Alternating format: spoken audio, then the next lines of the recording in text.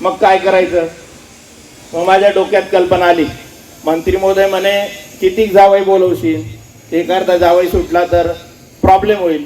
मग म्हटलं जाऊ द्या, संत भोजन आपण करू, कारण दोंड्याचा महिना होता. मग संत भोजन केलं, सगळ्या वारकरी संप्रदायाला बोलवलं. मी माझी शाबासकी म्हणून आणि आमची शाबासकी, माझ्या मित्रपरिवाराची शाबासकी म्हणून नाही, तुम्ही सगळ्यांनी आम्हाला दिलेला जो आशीर्वाद आणि जी शाबासकी होती त्याच्यामुळे हा मोठा कार्यक्रम झाला. संत भोजन झालं, सगळे महाराज बोलवण्याचा प्रयत्न करला, त्याच्यातही कोणी थोडेफार सुटले असतील तर दिलगिरी व्यक्त करतो, कारण घाईघाईत कार्यक्रम झाला. त्यावेळेसही संत भोजन मोठ्या थाटामाटात केलं, शाही भोजन केलं, कारण साधू संती येती दारा तोच दिवाळी दसरा. कारण हे भाग्य असतं, ती सेवा करण्याची संधी आम्हाला मिळाली.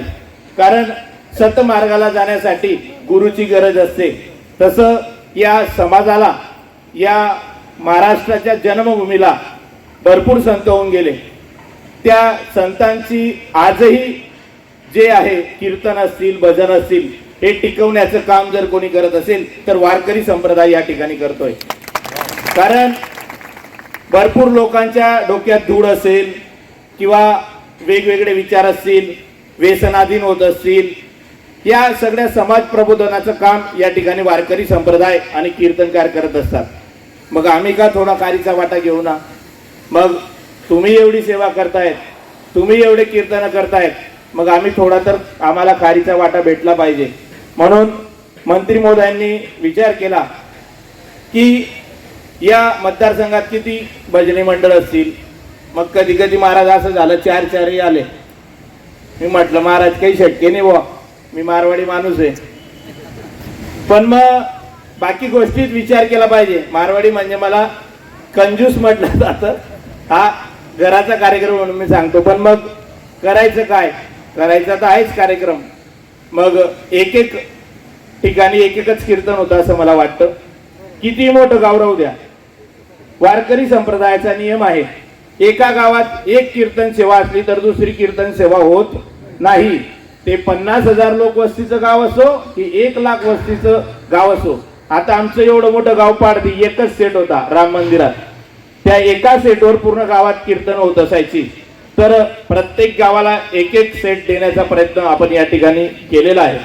मग बाकीच्यांची नावं आली नाही तर मग आपण काल मेसेजही फॉरवर्ड केला मंत्री महोदयला. आता त्यांच्या भाषणातून सांगतील की आपण पुढे आपली नावं नोंदायची आणि केव्हा वाटप होईल ते पुढच्या टप्प्यात होईल.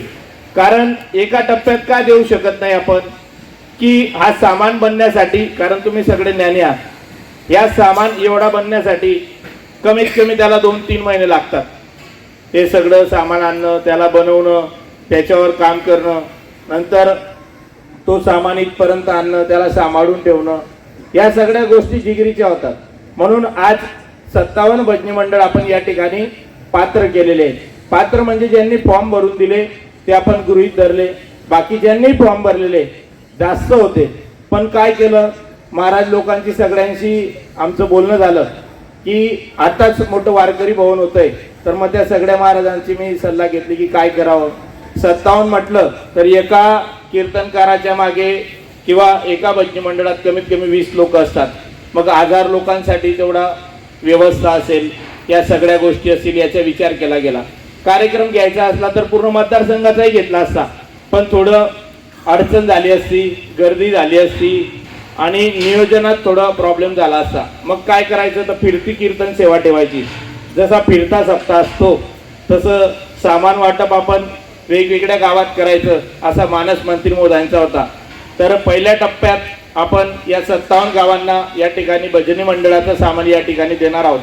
उर्वरित गावांनाही देणार आहोत.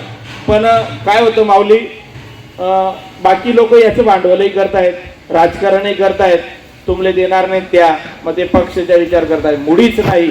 या व्यासपीठावरही तुम्ही बघतात, बॅनरवरही बघतात, आणि आम्ही कुठे या कार्यक्रमात पक्ष हा विषयच ठेवला नाही, राजकीय हेतू या कार्यक्रमातला नाही.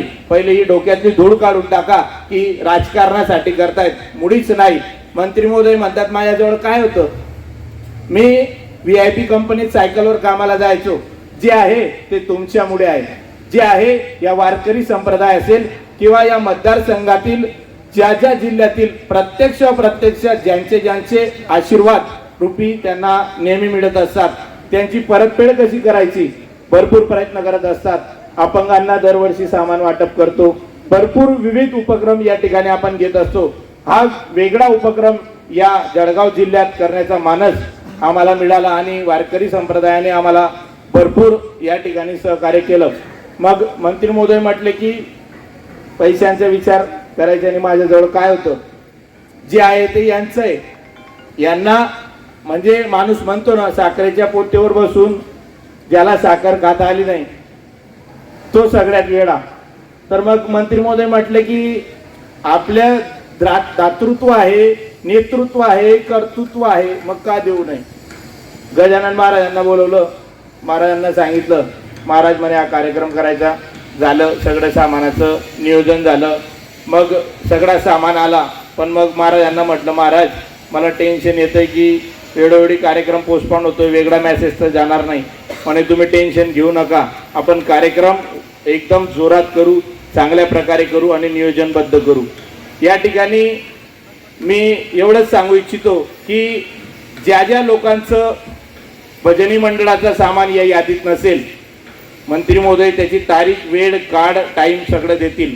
पण हात जोडून विनंती आहे, म्हणजे महाराज तर बोलणारच आहेत गजानन महाराज, पण मग माझ्याने काही रावलं जात नाही की आग्रह करू नका. एका गावाला एक सेट 100% देऊ, कारण 2-2 सेट दिले ना मग कसं होईल. मग पायदी मग 2 दिदी दात, मग तड एकच दिदा, तेच ना गावले दिदी दा, असं होणार नाही. मापात माप मुळीच होणार नाही. कारण ही नारदाची गादी या ठिकाणी आहे आणि हे व्यासपीठ आज राजकीय नाही, त्याच्यामुळे येथे खोटं बोलणं उचित ठरणार नाही. त्याच्यामुळे जे आहे ते खरंच या ठिकाणी सांगावं लागणार आहे. महाराजांनी मला माझी एक इच्छाही होते हो, कारण एवढी मंडळी दिसली, गावोगावी सप्ते होतात. मग विषय येतो पहिले पत्रिका. मग तो म्हणे कोण करीन सौजन्य, मग तो टेंटवाला, मग स्पीकरवाला, नाईकवाला, मुळीच नाही.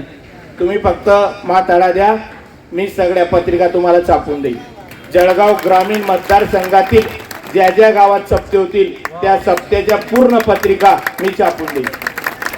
कोणत्याही गावाचा सप्ताह असो, फक्त मला 8 दिवसाची मुदत द्यावी लागेल, कारण प्रिंटिंग प्रेस माझी नाही, प्रिंटिंगवाला माझ्या हातातला नाही. तर त्याच्यामुळे तुम्ही तुमचं मॅटर पूर्ण द्या.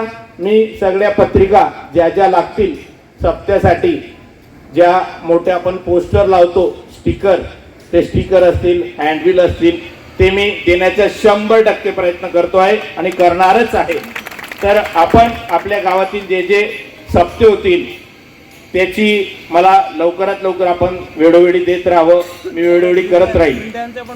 जोपर्यंत शेवटचा श्वास आमचा या ठिकाणी या धर्तीवर असेल तोपर्यंत वारकरी संप्रदायासाठी आम्ही झुकून जाण्याचं काम करू. कारण वारकरी संप्रदाय हा काय करतो काय नाही करत हे प्रत्येकाला माहिती आहे. भरपूर संप्रदाय येतात, पण हा संप्रदाय आजही शेकडो वर्षापासून त्याच परंपरेने चालू आहे. मी कोणत्या संप्रदायावर टीका करणारा व्यक्ती नाही आणि मी तेवढा मोठाही नाही, पण हे वारकरी संप्रदायाची जी ताकद आहे ती ताकद कधी न संपणारी आहे. कित्येक वर्षापासून फिरता सप्ताह चालतोय, कित्येक वर्षापासून गावात सप्ते चालत आहे. 100 वर्ष, 51 वर्ष, 125 वर्ष, 121 वर्ष, असे मोठे मोठे मी सप्ते या ठिकाणी बघितले आणि सप्ते बघतही असतो, कीर्तन सोडायलाही जात असतो. पण मग मला गजानन महाराज आणि 2-3 वरिष्ठ महाराजांनी सांगितलं की बुवा रात्री कीर्तन असता, तुम्ही कीर्तन सेवेला गेलं पाहिजे. मग कधी कधी काय होतं, महाराज दिवसभर थकलेलो असतो, इच्छा तर भरपूर होते. प्रत्येक महाराजाचं प्रेम आहे माझ्यावर आणि माझंही त्यांच्यावर भरपूर प्रेम आहे. प्रत्येक महाराज मला आवर्जून सांगत असतात, बरं का आज तुझ्या गटात सेवा आहे, बरं का तुझ्या मतदारसंघात सेवा आहे, तुला यावं लागेल. मी तर नाही म्हणू शकत नाही, पण काय होतं दिवसभर थकलेले असल्या कारणाने कीर्तन सेवा म्हटली उठण्याची इच्छा होत नाही तिथून. म्हणजे बाकी लोक उठण्यासाठी प्रयत्न करतात, पण उठण्याची माझी इच्छा होत नाही. 2 तास कीर्तन सेवा केल्याशिवाय ती डोक्यात घुसत नाही. अर्ध घेऊन करायचं काय, घ्यायचं तर पूर्णच घ्यायचं. त्याच्यामुळे कीर्तन सेवेसाठी जात असतो. मंत्री महोदय जात असतात आणि वेळोवेळी सांगत असतात त्या ठिकाणी सप्ताह गेलंच पाहिजे. जे दान दिलं ते डिक्लेअर केलं नाही पाहिजे, गुप्त केलं पाहिजे. पण मग कोणत्या कोणत्या ठिकाणी महाराज लोक सांगूनच देतात की हे दिलं ते दिलं, पण तेही त्यांना आवडत नाही.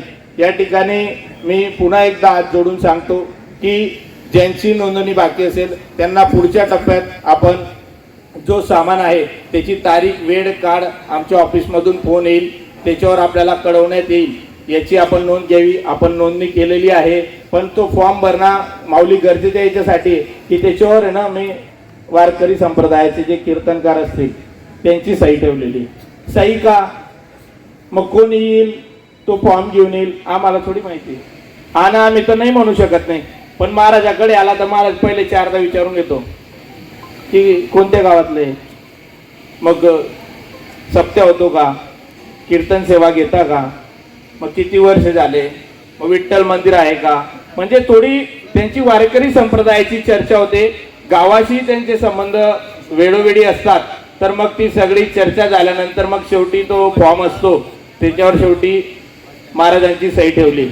कारण ती जी सही आहे, ती जी लेखणी आहे, त्या लेखणीने तेव्हा जे सही करतात ते पात्र माणसाचीच करतात.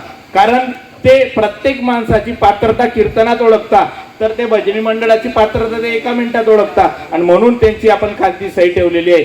महाराजाच्या सही असल्याशिवाय आम्ही कीर्तन सामान देत नाही.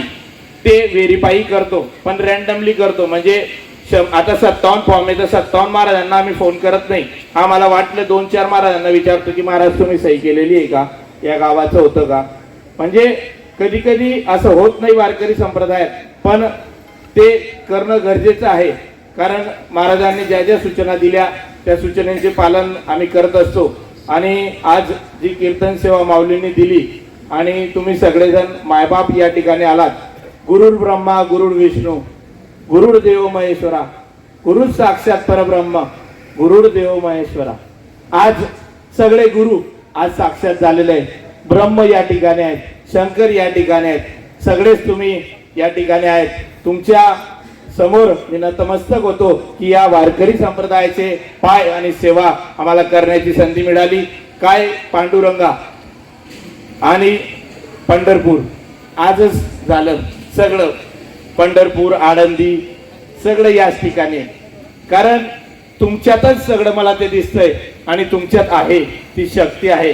त्याच्यामुळे आज खरंच सांगतो आमच्या गावात आज सगळी यात्रा आहे. कारण आमचं आज पंढरपूर झालेलं आहे. तुमचे पाय लागले नक्कीच आम्ही आमचं भाग्य समजतो. या कार्यक्रमाला तुम्ही सगळेजण आवर्जून आलात. पक्षाचे पदाधिकारी आले, मित्रपरिवारही आला, ज्यांनी प्रत्यक्षरित्या या कार्यक्रमाला आम्हाला एक वेळोवेळी तुमची सहकार्याची भावना असते. कार्यकर्ते आणि मित्रमंडळी यांचेही मनापासून आभार मानतो.